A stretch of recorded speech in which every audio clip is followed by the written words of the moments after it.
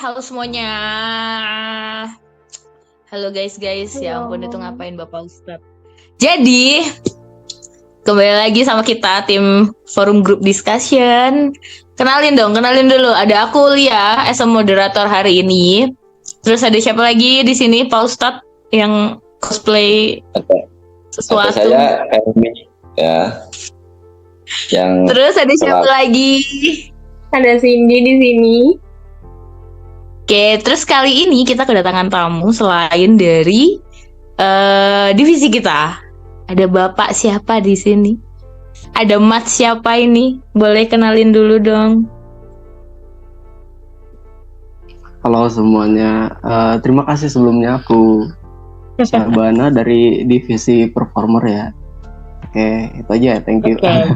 Ada Kak Syabana, saingannya Kak Hisana. Ya dong. Oke, malam ini kita akan membahas suatu permasalahan yang sebenarnya itu nggak baru ya. Ini adalah masalah yang udah basi banget, udah lama banget, tapi nggak selesai. Tapi masih marak, bahkan baru aja kejadian kemarin. Contohnya cluenya ini yang lagi di cosplay sama Bapak Elmi nih, sama Mas Elmi nih. Mana tadi ya mukanya Mas Elmi ya? Tuh, aduh, kira-kira bisa nggak nebak nih temanya nih? Udah begitu, sudah pakai peci posenya gitu. Kira-kira kita mau bahas apa? Foto tidak bersalah setelah melakukan sesuatu. Malam ini kita akan bahas tentang bullying. Untuk menyamakan persepsi kita, untuk memperlancar diskusi kita kali ini, boleh nggak sih aku tanya ke kalian satu-satu, sebenarnya apa definisi bullying menurut kalian bertiga? Boleh salah satu dulu? Siapa aja? Aku dulu deh, boleh nggak? Itu dari Bapak yang cosplay. Oke, dari Mas Syabana, Kak Ya, Syabana. Oke, ya, silakan. Kalau kita mengacu ke asal muasal ya, etimologis lah gitu. Bullying itu dari kata bully itu kan, dari kata bull, banteng gitu. Jadi kenapa bull diambil sebagai kata base, kata dasarnya? Karena banteng itu kan ibaratnya dia menanduk ke sana dan ke sini tanpa arah gitu. Nah, jadi bullying itu ya pada dasarnya maksudnya adalah ingin melakukan kekerasan kepada siapapun. Dan di sini ada intensitas untuk melukai dengan frekuensi yang panjang dan juga ya karena ada perasaan puasa juga kan seperti itu. Jadi bully itu seperti itu, ingin menyakiti secara terus-menerus. Oke, menurut Kak Syabana bullying adalah ingin menyakiti terus-menerus. Gimana kalau dari Cindy? Menurut kamu bullying itu apa sih? Kalau biasanya kita pakai bahasa di psikologi sih perilaku agresif ya, yang terjadi terus-menerus, dan itu nggak cuman dari fisik, tapi juga bisa lewat perkataan atau verbal. Oke, udah? Ada lagi? Elmi, bullying itu apa Elmi? Bully itu menurut saya itu perilaku yang tidak berperi kemanusiaan, karena dia bukan manusia. Ya, jadi banteng ya, kalau kata Sabana banteng. Menjatuhkan melakukan sesuatu tindakan yang bukan umumnya manusia gitu. Malah sama seperti kalau kita tahu hewan gitu. Ada hewan yang lebih kecil gitu, mesti langsung diserang gitu. Beda ketika ada hewan yang besar, dia lebih mending menghindar.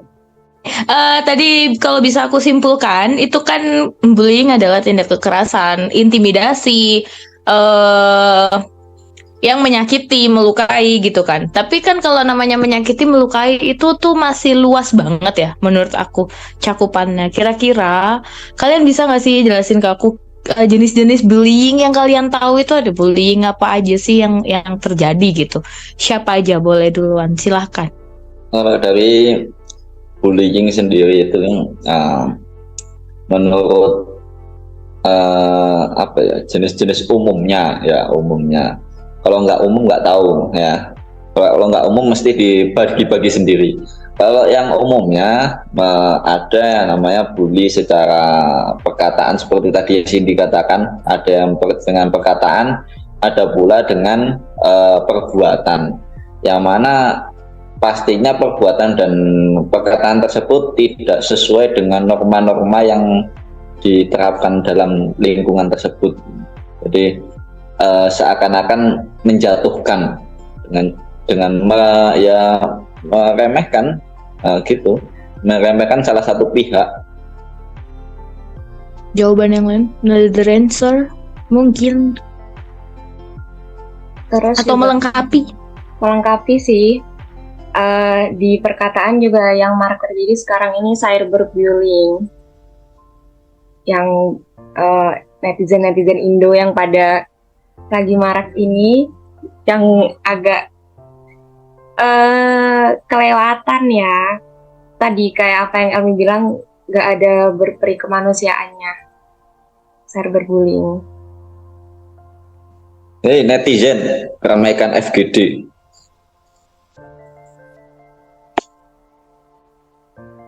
Kita perlu netizen.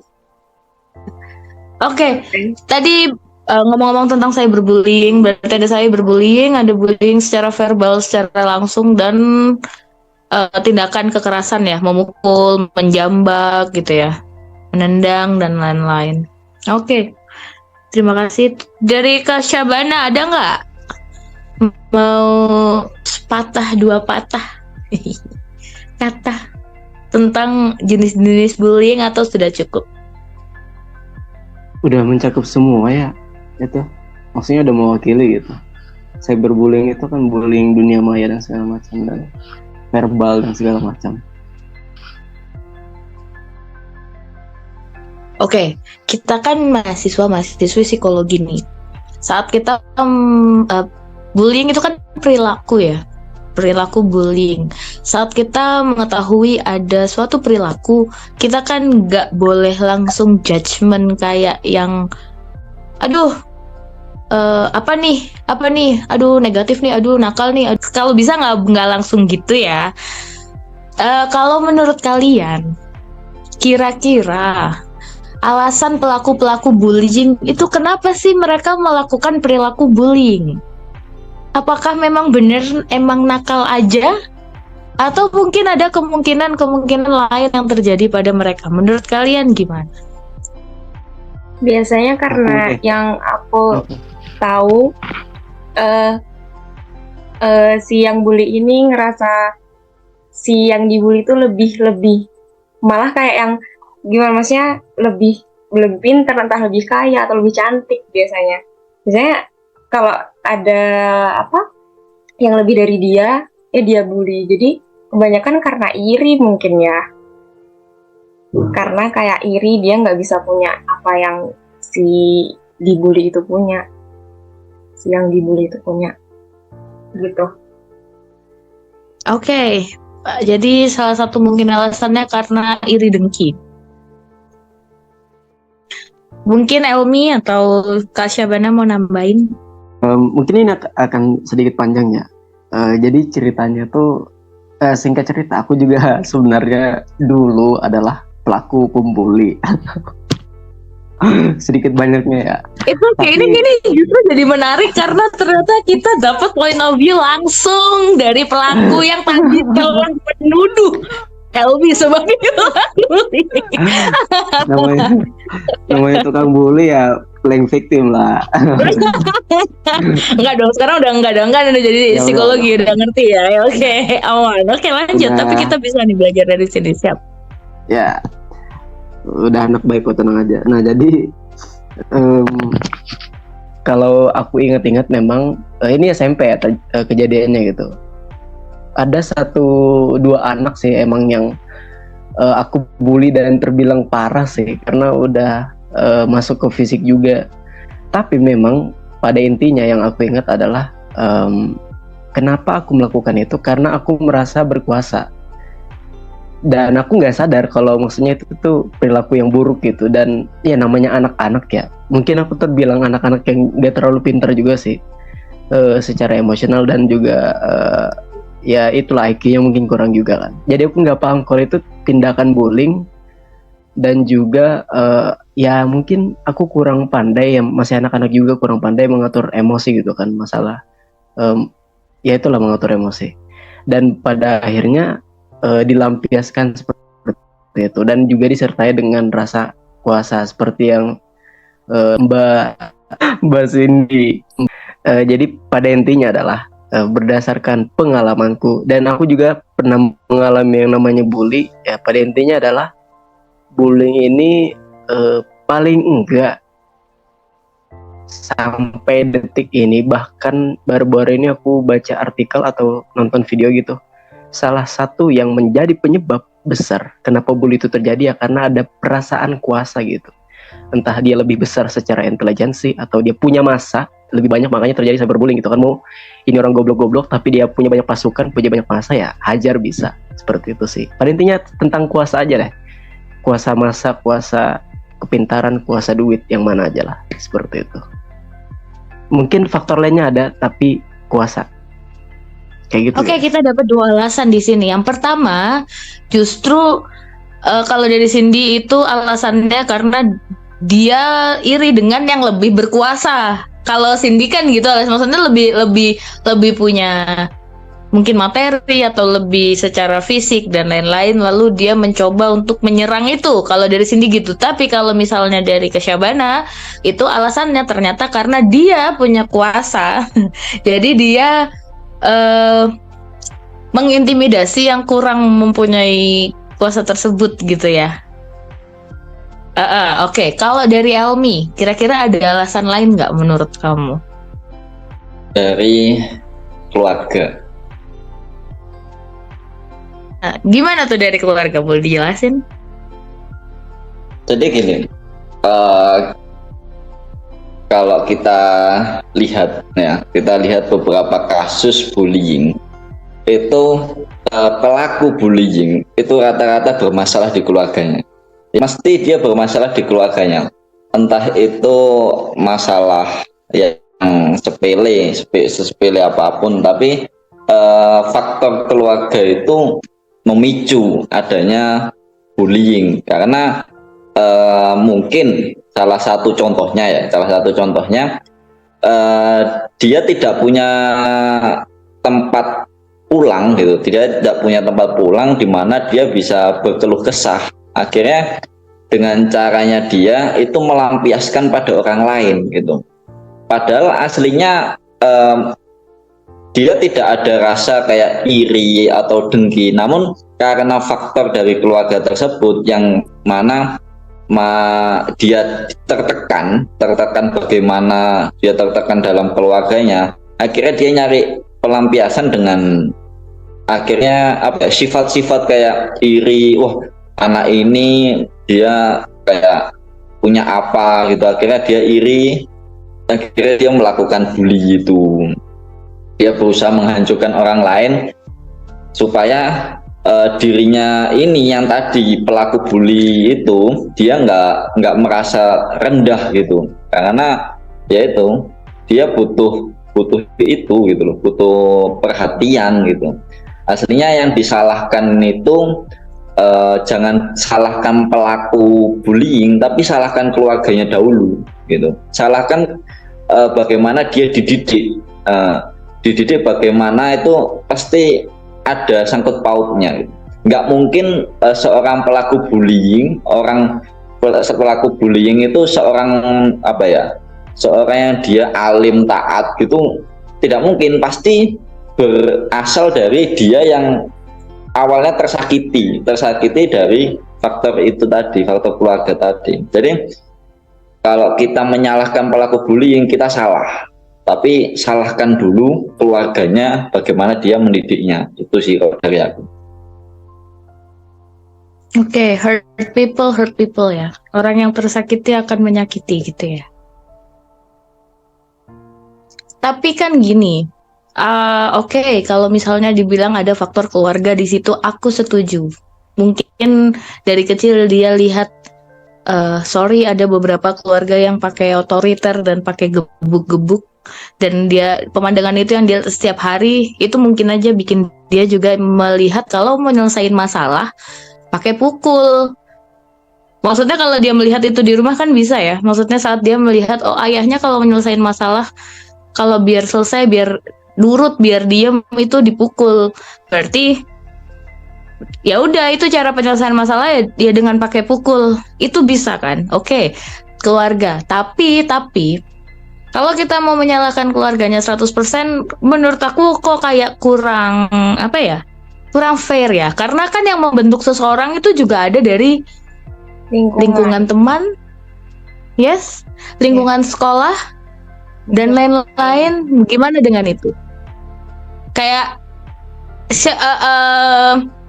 orang tuanya sudah ngajarin bagus, sudah ngajarin yang baik, tapi mungkin dia banyak menghabiskan waktunya dengan teman-temannya, dan sayangnya dia salah memilih pertemanannya itu, atau dia melihat oh saat di sekolah kalau misalnya aku nggak kelihatan keras, aku nggak ikut mukul, aku yang dipukul, jadi aku ya mukul aja. Kalau gitu gimana? Maksudnya apakah itu juga bisa menjadi salah satu faktor?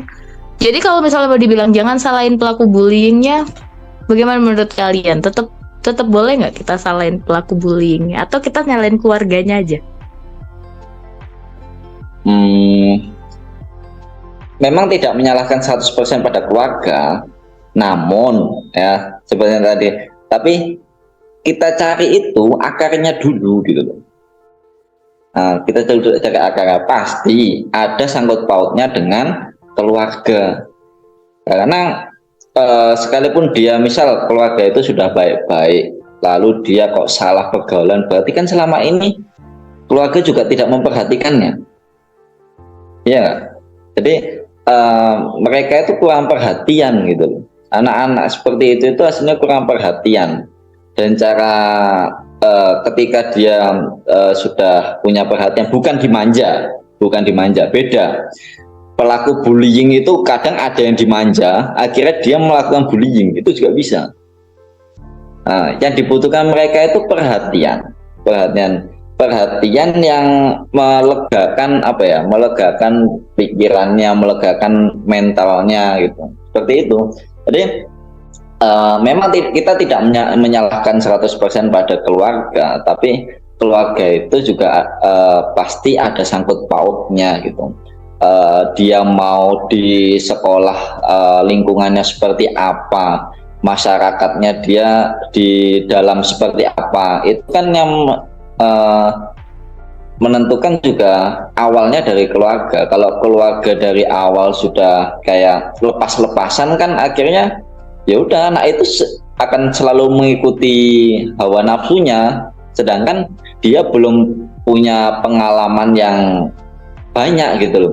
Dia cuma ikut-ikutan gitu. Kata-kata kan ikut-ikutan juga. Kalau nggak ada yang mengarahkan, selamanya dia akan ikut-ikutan juga. Seperti itu aja gitu loh. Jadi ya itu. Jadi kita cari akarnya dulu, karena kita kalau menyalahkan pelaku bullying, ya menyalahkan pelaku bullying ketika dia nanti selesai kasusnya, dia akan membuli lagi. Gitu. Karena dia merasa tertekan juga. Aku disalahkan terus gitu, aku disalahkan terus, aku nggak mau disalahkan sendiri, aku juga harus bisa menyalahkan orang lain gitu, kayak gitu jadinya. Mungkin itu kalau dari saya tuh. Dari yang lain mungkin, atau sudah cukup? Tapi kalau ada yang mau punya opinion, boleh banget disampaikan. Menurut aku ya, ya sih, maksudnya emang bully itu seperti yang mungkin teman-teman bisa cari saja gitu. Kenapa sih orang bisa bully? Pasti di jurnal sendiri bakal bilang ya kemungkinan ada kurangnya perhatian orang tua, karena memang juga di lapangan ada beberapa kasus yang ya mungkin ini juga berat untuk dibahas, ya anak dari orang-orang yang punya kuasa lah. Siapa mereka nggak tahu, aku juga nggak mau nyebut, tapi pada intinya mereka orang berkuasa. anaknya menjadi orang yang suka membuli gitu. Nah, ya masuk akal sebenarnya. Tapi memang kalau kita ibaratnya mengambil itu sebagai semua dari keseluruhan itu, ya faktor kenapa lahir tukang bully nggak cuman karena itu sih, karena gimana ya, aku juga lahir di keluarga yang sebenarnya cemar-cemar aja sih, nggak yang nggak diperhatikan banget gitu. Bahkan bisa dibilang maksudnya lahir dari keluarga yang normal aja gitu, dan tapi entah kenapa aku pernah jadi orang yang membuli. Nah makanya tadi aku mencoba menerka gitu, kenapa sih aku bisa jadi tukang bully gitu.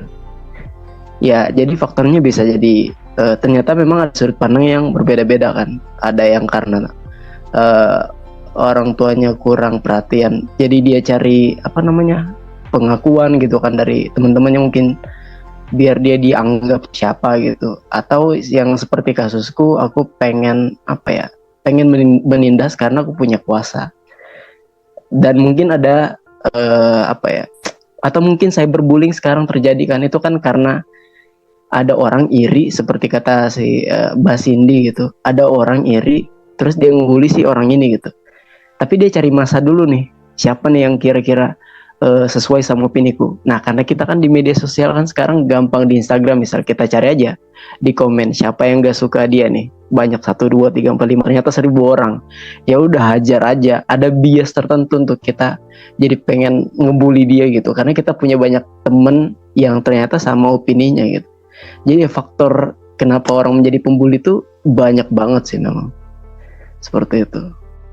Oke, makasih banyak Kak Syabana buat sharing-sharingnya, karena untuk sharing langsung dari point of view pembuli juga tidak mudah ya, karena itu kan kayak bumerang. Waduh, ternyata pembuli gitu. Tapi sangat-sangat berbesar hati untuk mau sharing pengalaman di masa lalu yang aku yakin sekarang sudah sangat-sangat jauh berbeda kan, udah gak di psikologi. Udah banyak belajar ya. Oke, thank you. Oke, ini tadi kita sudah bahas tentang pelaku pembulian ya. Kita sudah bahas dari point of view-nya pelaku, tapi menurut aku yang paling penting adalah dari point of view-nya korban bully. Maksud aku gimana ya kira-kira mereka bisa survive atau bisa stop atau bisa mencegah kasus pembulian. Aku mau tanya ke teman-teman, ada nggak sih tips atau cara-cara untuk mencegah atau menstop yang bagi yang sudah terlanjur kena bully, atau mungkin dari dulu kamu kan pernah jadi pembuli.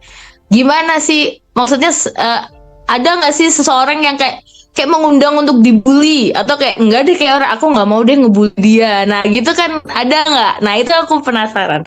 Gimana kalau kita bahas setelah ini ya? Ini last poin terakhir yang akan kita bahas di podcast kali ini. Oke, poin terakhir yang akan kita bahas adalah dari tentang korbannya. Karena menurut aku ini yang paling penting, kan dia yang terluka ya. Jadi bagaimana kira-kira tips dari teman-teman agar dia ini bisa stop dari kena perilaku bullying, atau bahkan sebelum dia kena kita bisa mencegah dengan beberapa cara. Dan aku juga penasaran dari point of view pelaku bullying, ada nggak sih kira-kira ya itu tadi, kayak aku ngebully dia aja deh, kayak dia tuh mengundang untuk dibully atau gimana gitu. Aku penasaran, boleh ya dibagi-bagi ceritanya. Thank you. Oh dari aku ya. Unik sih, karena seperti pipa ya. Apa seperti pipa? Maksudnya bully itu seperti itu, saluran pipa gitu. Jadi ya ada sumber utama, tapi kalau kita itu kan banyak gitu pipa-pipanya gitu. Tapi gimana ya? Kita mesti paham dulu sih sebenarnya. Sebenarnya setiap orang itu mesti punya definisi yang sama terkait mengenai bully gitu. Kalau kita karena kalau kita label yang namanya label ini kan seperti misalnya kita bilang bully. Label itu kan bayangannya sekolah, anak-anak gitu. Nah, sayangnya ketika ada bayangan itu, entah kenapa kita nggak sadar kalau kita sebenarnya juga jangan-jangan misalkan tadi pagi dari kita ada yang ngebully gitu, teman kita siapa misal. Karena bully itu sebenarnya ya kalau misalnya kita ambil definisi seperti yang ada sekarang, ya kita juga membuli gitu. Bahkan orang-orang yang ibaratnya bergerak di bidang misalkan dia guru atau apalah gitu, ya mereka juga bisa membuli secara sedikit banyaknya tanpa mereka sadari, tanpa kita sadari pun, atau bahkan kita sadari, ya mereka membuli juga gitu.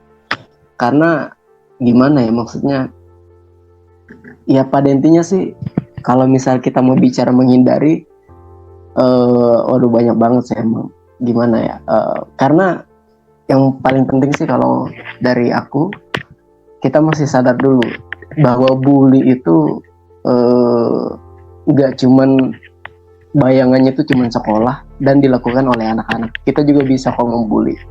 Sedikit banyaknya kita kalau lagi ngumpul sama teman-teman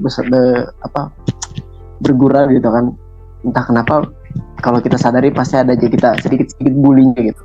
Misalkan ada yang pernah berbuat apa gitu, konyol aja kita pengen bully gitu.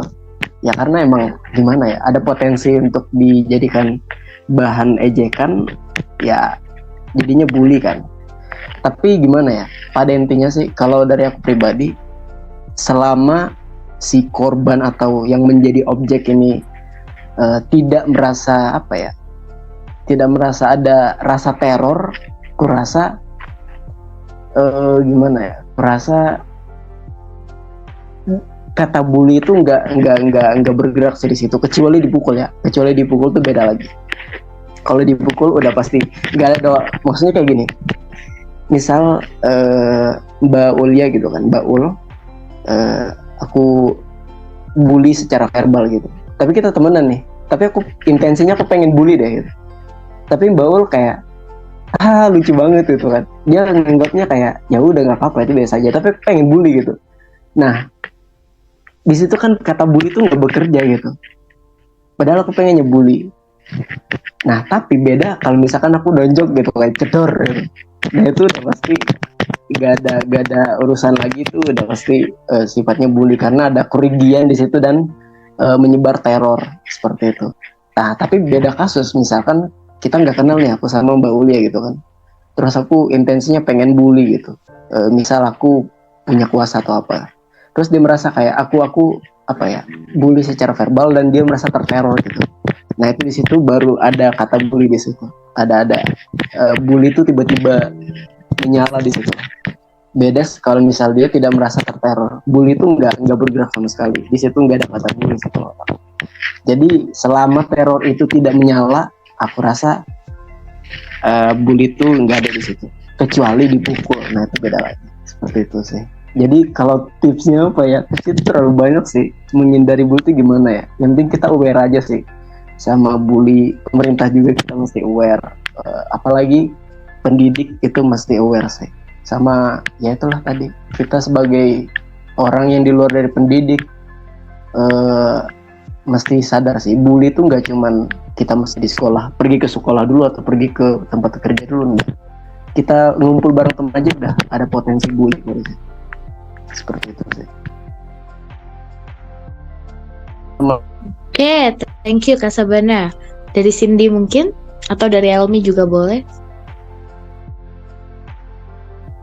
Mungkin kalau buat korban bullying yang udah terlanjur lama, maksudnya bukan terlanjur lama, biasanya kan korban bullying tuh ini ya, takut buat bilang ke orang kalau dia tuh ngerasa dibully. Entah dia takut makin dibully, atau diancam emang gak boleh ngomong, atau emang dianya takut bikin orang di sekitarnya khawatir sama dia.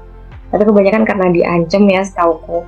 Mungkin kalau yang udah terlanjur takut dan udah terlanjur terkena bullying, lebih ke jangan takut sih buat cari bantuan kalau emang dari dirinya sendiri gak bisa ngelawan bully itu.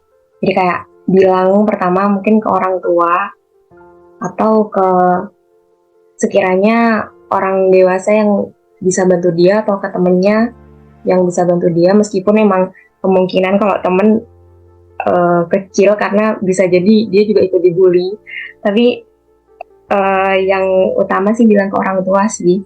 Bisa aja orang tuanya mungkin bantu ngadepin dengan cara sendiri, atau bisa bantu bilang, mungkin kalau di lingkungan sekolah ya bilang ke guru-gurunya, ke wali kelas dan gitu. Intinya jangan takut kalau misalkan yang udah terlanjur menjadi korban bullying untuk nyari bantuan ke orang lain, kayak ngomong tentang tindakan tidak berasusila tersebut gitu. Untuk korban Oke, bullying. thank you. Jangan takut buat minta bantuan. Nice one. Karena memang ya kita hidup dengan orang lain. Dan gak semua orang itu adalah pelaku bullying. Jadi masih pasti akan ada yang mau bantu kita. Jadi ya coba aja dulu ya. Jangan takut. Oke, thank you. Kalau dari Elmi mungkin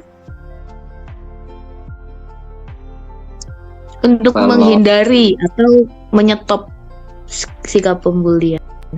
Kalau dari aku ya,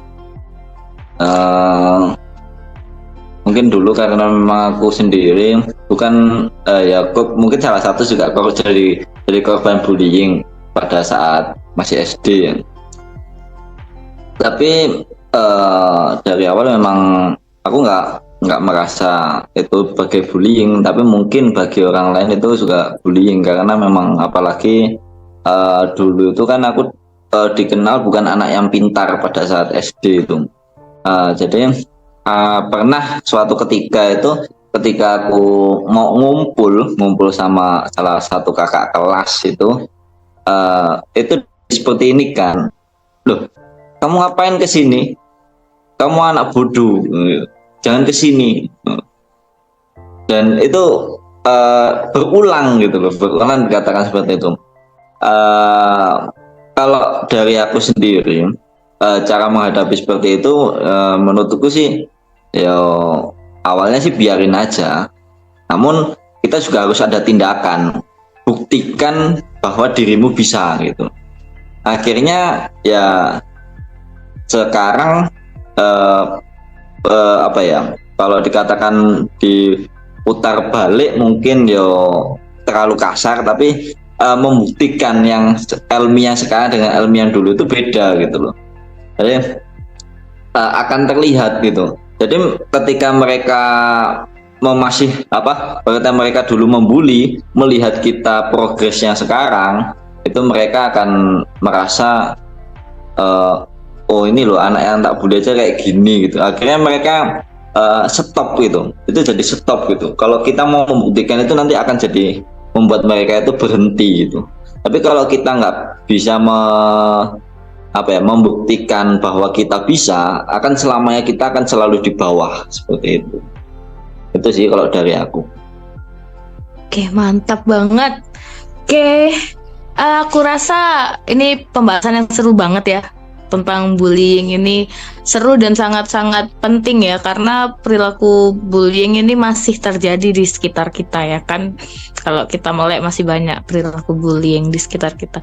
Tapi tips dan trik dari teman-teman tadi itu menurutku sangat-sangat bagus, sangat membuka mataku dan bisa juga untuk nanti memberikan saran mungkin untuk kita tidak tahu ya, siapa tahu kita ketemu dengan korban bullying, jadi kita bisa kasih penguatan kepada mereka. Kalau bisa aku simpulkan, tadi ada beberapa kalimat yang aku dengar, yaitu kayak ya kalau misalnya kita nggak menerima atau kita nggak menganggap itu sebagai bullying, bullying itu tidak akan ada, bla bla, ada yang kayak gitu. Terus si Elmi juga bilang mungkin itu dulu aku dibully ya, tapi aku gak terlalu menanggapi itu. Jadi ya kayak ya udah aku fokusnya sama upgrade value dalam diriku aja gitu kan. Kamu nggak fokus sama kata-kata bullyingnya. Jadi mungkin kalau aku bisa bilang apa ya? Ada quotes bilang gini, humiliation need acceptance. So nobody can humiliate us except we accept them.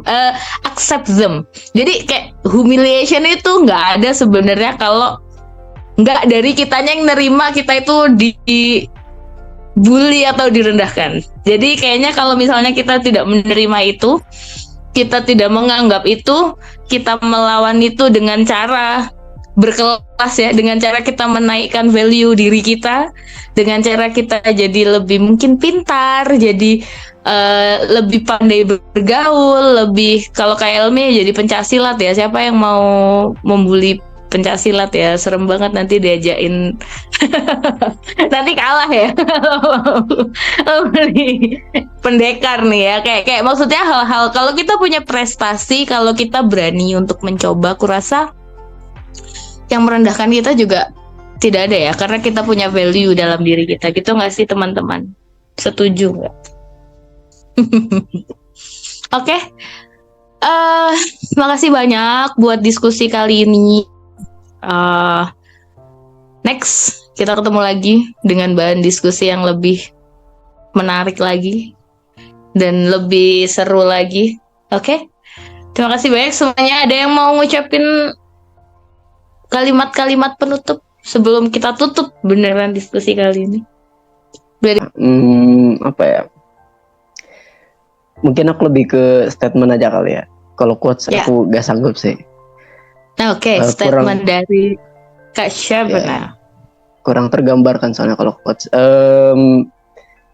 Bener sih kata Mbak Ul kesimpulannya. Jadi pada intinya sebagai orang yang menghindari atau pernah dibully dan ingin menghindari bully, emang value itu mesti dinaikin sih.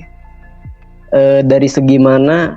Ya kalau bisa semua sih. Paling nggak kecerdasan kita tentang dunia gitu, kayak yang mana sih yang penting menurut kita gitu. Selama itu tidak kontak fisik ke kita gitu, kayak misalkan ditonjok ya, berarti belajar fight gitu kan, entah itu taekwondo atau seperti Elmi yang belajar bela diri gitu kan, yang ya itulah.